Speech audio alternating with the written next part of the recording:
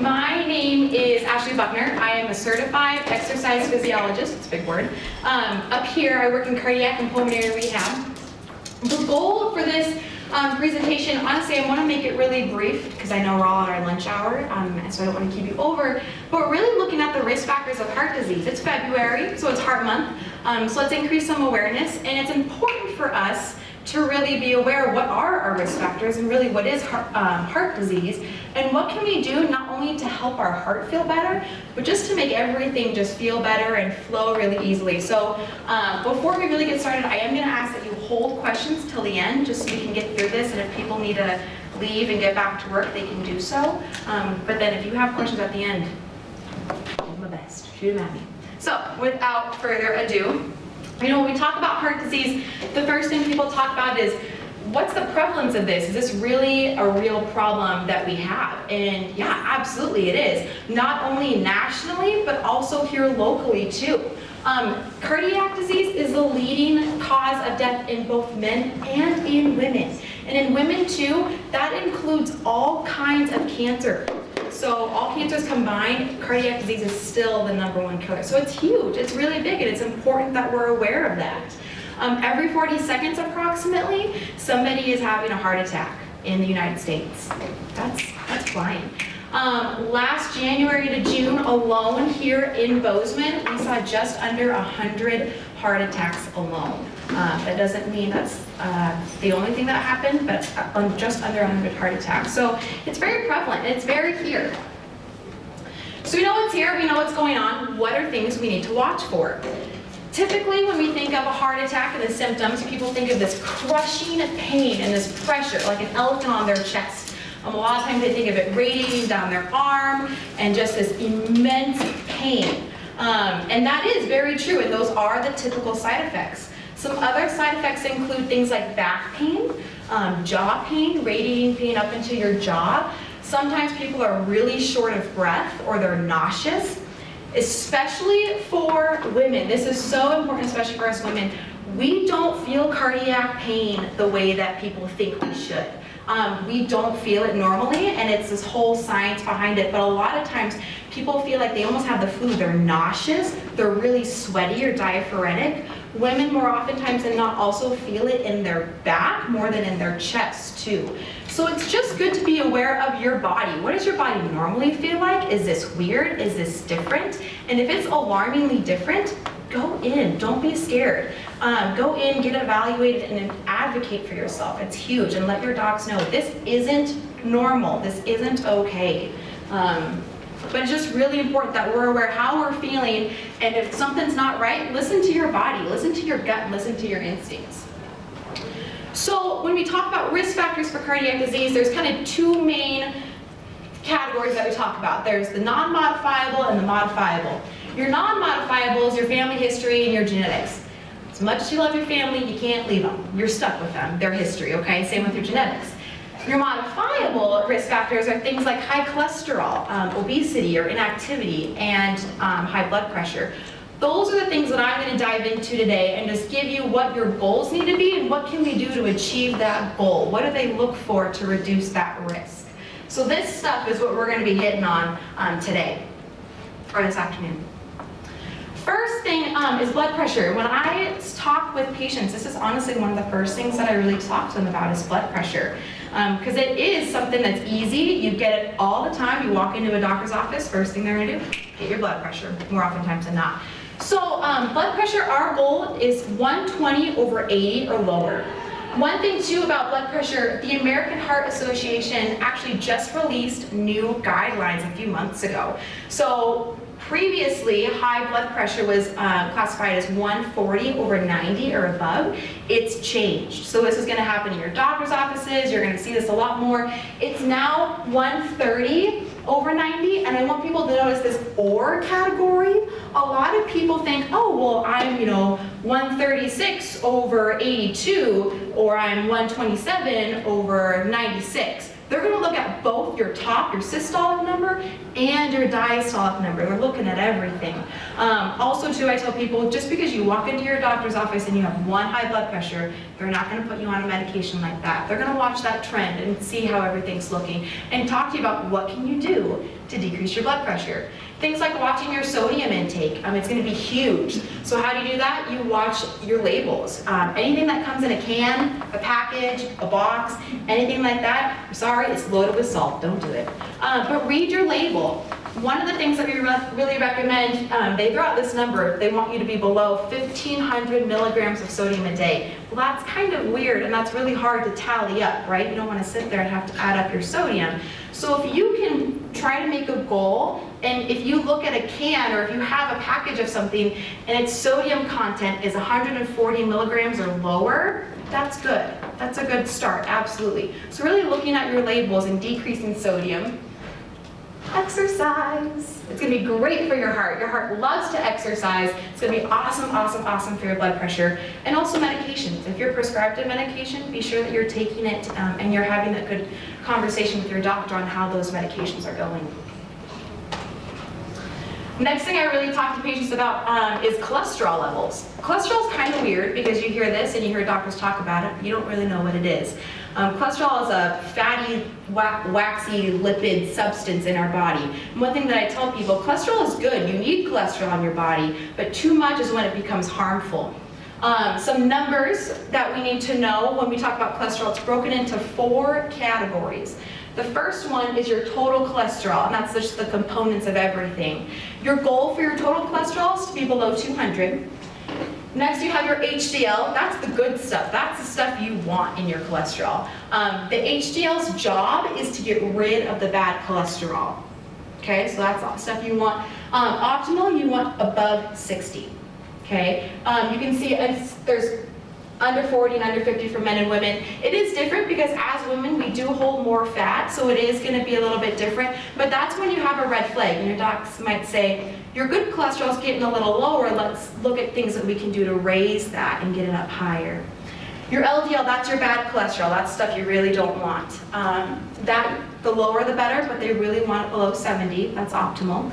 And then last is your triglycerides. Triglycerides are really important, like I said, to do day-to-day functions, so they're good, but you also don't want too many of them. So you want that to be below 150. Things we can do to decrease our cholesterol. Watching our diet again, looking at our fat contents. You know, if you're looking at your proteins, instead of picking a steak that's really marbled and got a lot of fat to it, picking a leaner choice, something with maybe a sirloin or chicken, something just a leaner cut of meat. Looking at healthy fats too, you know, like avocados and different oils that you can add in to have good fats in there. Exercise. You're going to catch up on my trend here? Exercise actually is going to boost your good cholesterol, and therefore it's going to decrease your bad cholesterol. So that's pretty sweet.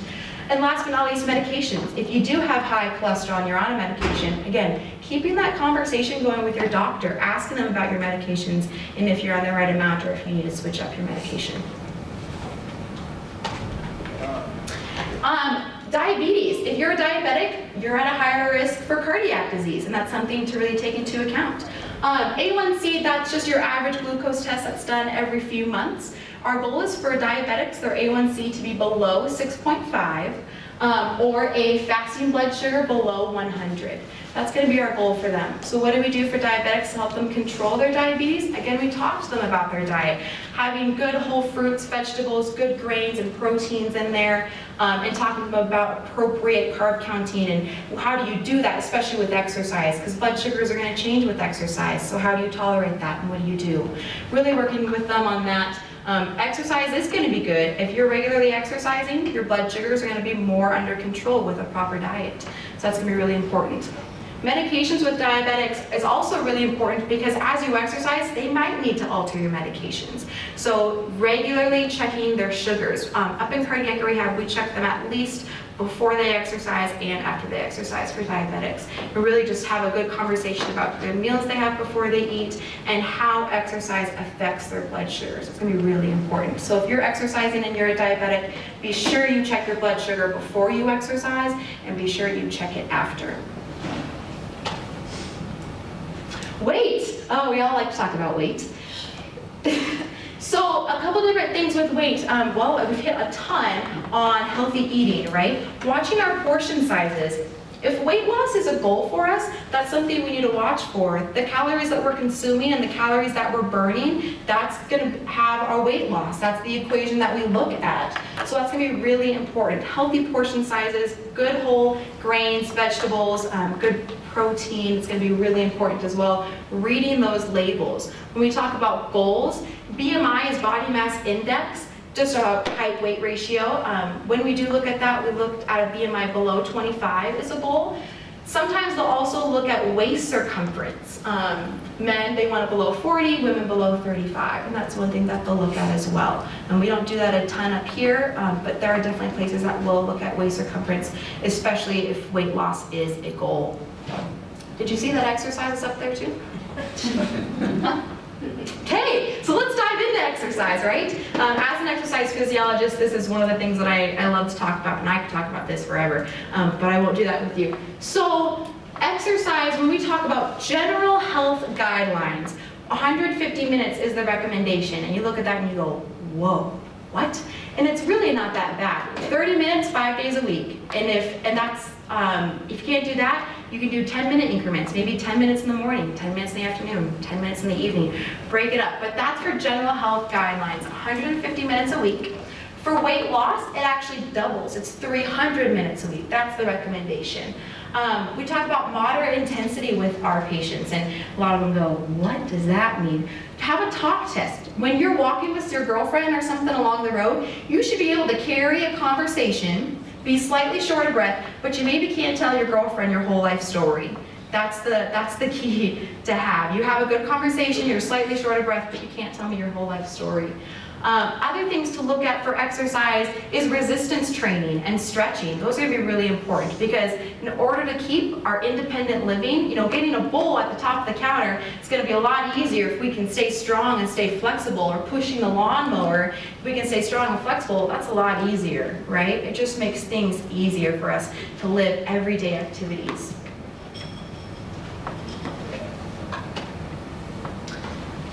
Smoking is a risk factor for cardiac disease, and our goal with smoking is 0.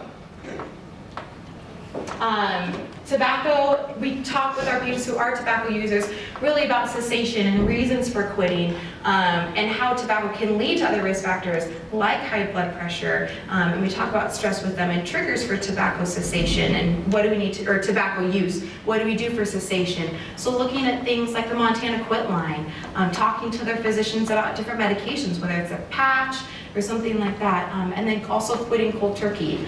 A lot of times too with tobacco users, sometimes they learn a lot more from previous tobacco user to current, talking patient to patient. What worked for you? What was your motivation to quit too? That's a huge thing we talk about with tobacco users. What is your motivation? Because a lot of times they can't just do it for somebody else, they have to do it for them. So really talking to them about that.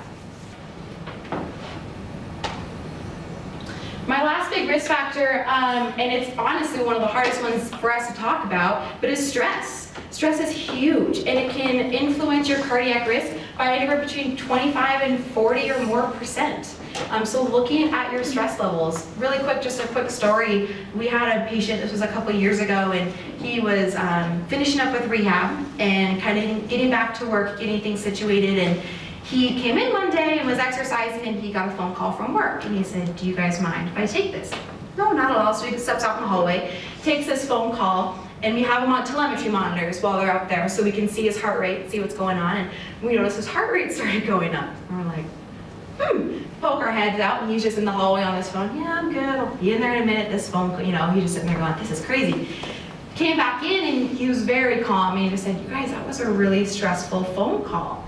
He said, yeah, we can tell your heart rate is up. Let's take your blood pressure real quick. Sure enough, his blood pressure was up too. He was fine, he was stable, but it started the conversation of, you're getting back to work, and this, you may not feel this stress, you may not realize that it's there, but your heart feels it, and it's putting a lot of extra chaos inside. So what do we do to help manage that and help address those stressors? It's so important. So doing things like hobbies, different management techniques. If counseling's something that needs to happen as well, talking to your physician about doing different counseling or medications.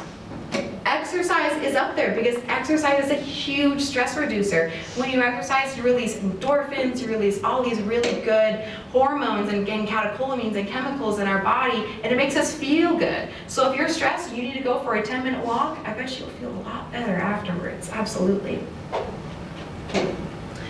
So I'm sure by this point you guys are all thinking, who is this chick and what is she doing up here? Because she's crazy. So I do work in cardiac rehab, and this is me on a typical basis. You can ask my coworkers. But what do? We work with people post-heart events. So whether it's a heart attack, a stent, a valve, heart failure, you name it, we've probably seen it. So we work with those guys afterwards, and we bring them in and we do individualized exercise with them. So we talk to them about their goals. What do they want to do, not only for their physical health, but maybe just, yeah, I want to be able to go hiking or spend more time with my family. What's the purpose of you being here? What's your why? So we really work with them on that. We also do a lot of education with them, things that are really similar to this, talking about their risks. What are your risks for cardiac disease, and what can we do to help reduce that risk? What do we do just to make everything flow a lot easier? Like I said, we put them on telemetry each time. We take a lot of blood pressures, do a lot of blood pressure, blood sugars for our diabetics, and just assess them and really talk to them about the benefits of exercise, how it's good for the heart, and how we can incorporate exercise and this healthy living into our everyday lifestyle too. Also, you go to some of these conversations or these talks and you go, yeah, I'm ready. That girl was crazy, but I'm so ready to get going. And we do have a program for people who maybe didn't have a cardiac event, but maybe have a risk factor, or they need a little help getting exercise and getting going. And this program is called Fit for Life. I'm not going to give you the whole spiel on it, but if you do have a risk factor for cardiac disease and you are interested in maybe participating in the Fit for Life program, it's awesome. It's 12 sessions with us, and we do put you on telemetry for a certain amount of them. And what we go through some goals, we exercise with you, and we teach you how do you exercise and how do you progress in your exercise. It's an awesome program. You get to meet our crazy staff and hang out with us. And if you guys have more questions on that or are interested in participating in the Fit for Life program, please come ask me afterwards, and we can have a conversation, and we can also talk with your physician because they do have to refer you. So there's that. Yes, and I have 10-ish minutes for questions. I hope I talked fast enough. So I know that was really quick and really speedy, but I also didn't want to keep people here forever. So do you guys have any questions or things that I can hopefully answer or help with thinking about cardiac health? What was the Fit for Life program? Yeah. Does HSA, are we able to use our HSA cards to pay for that? Yes. Yep. So it is $113 flat. That's it. $113, right? February special. Yeah. Oh, and in February it's 80 bucks. Thank you. That's why I have them here. So it's $80 if you start in February because there is a special going on right now. You can use that, and that's how much you get. 12 sessions, and it's well worth every penny. You get some really great work. What are the times on those? Times that can be.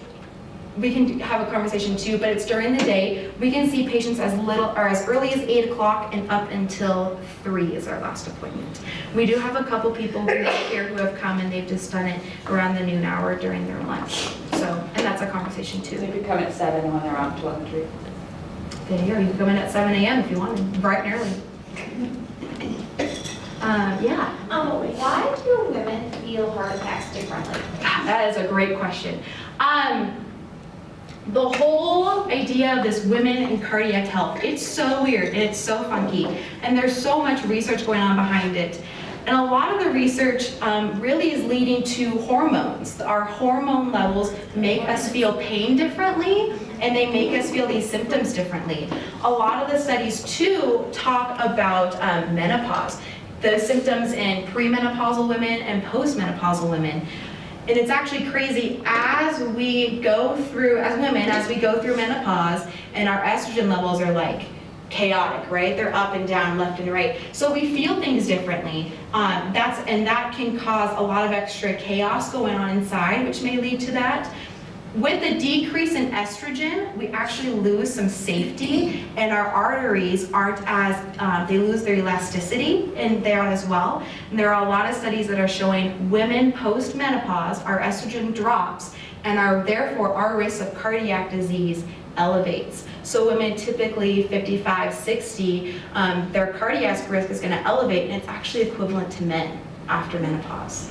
It's a huge, a lot of studies going into that. That's a lot of their theory behind it, is looking at the hormone and the different hormone levels in women. But to be honest, they don't have a solid answer yet.